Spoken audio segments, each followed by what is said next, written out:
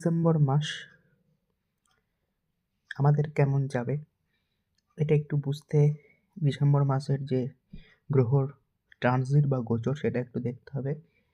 বলে রাখি, নিজের দশা, মহাদশা, অন্তর্দশা এবং নিজের জন্মছক সবথেকে বেশি ভালো কাজ করে এবং সেটা সবথেকে ভালো বোঝা যায়।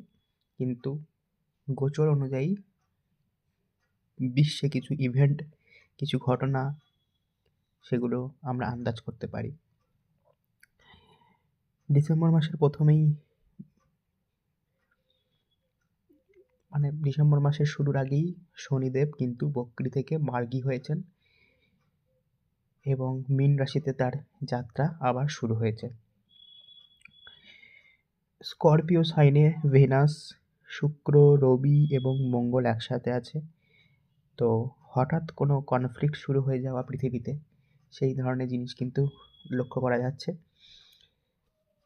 আমরা যদি ধীরে ধীরে ডিসেম্বর মাস এগোতে থাকি, 7 তারিখ,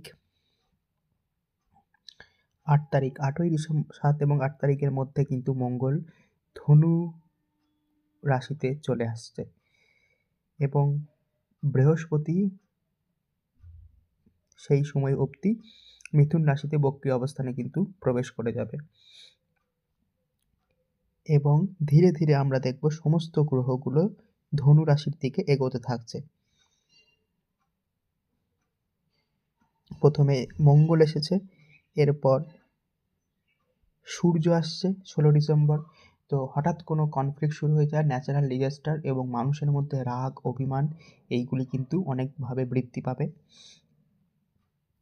এবং শুক্র কিন্তু ধীরে ধীরে ধনুরাশিতে প্রবেশ করবে।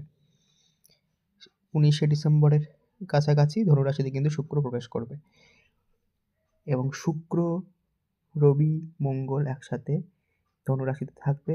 এই সময় নতুন কোনো রিলেশনশিপ তৈরি না করাই বেটার, নতুন কোনো পার্টনারশিপ এগ্রিমেন্ট না করাই বেটার এবং নিজের পুরনো রিলেশনশিপ বা নিজের অনগোয়িং রিলেশনশিপ খুব শান্তভাবে এই সময় ডিল করতে হবে এবং কোনো রকম কনফ্লিক্ট হলে কিন্তু সেটা বেড়ে যাবে। তাই মাথা ঠান্ডা রেখে কিন্তু কাজ করতে হবে এবং বৃহস্পতি কিন্তু একদম বক্রী অবস্থানে মিথুন রাশিতে অবস্থান করবে।